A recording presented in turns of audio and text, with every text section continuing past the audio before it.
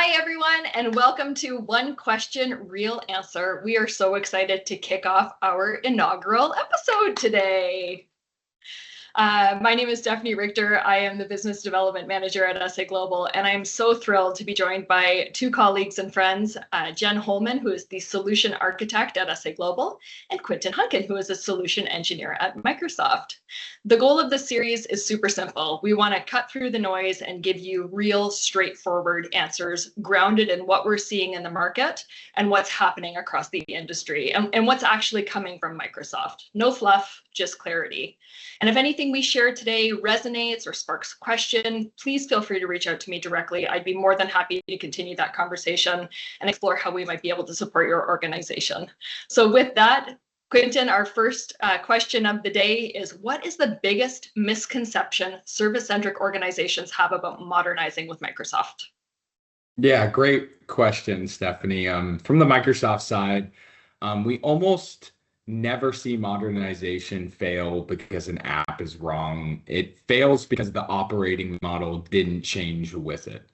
Service-centric organizations often try to modernize system by system, right? They have a CRM project, then they'll have a billing project, then they have a reporting project. But from my experience, the customers who get the biggest lift treat the Microsoft Cloud as an end-to-end lifecycle platform, where sales, where delivery, where resources and finance all operate in a single flow of data. Modernization isn't a technology transaction. It's a shift from real-time orchestration across people, processes, decision, and technology. When organizations make that mental shift, Microsoft becomes less about point and more about how that entire business runs. Yeah, I agree with you, Quintin. Service-centric organizations often think that if you replace your ERP or your project solution, then you are modern.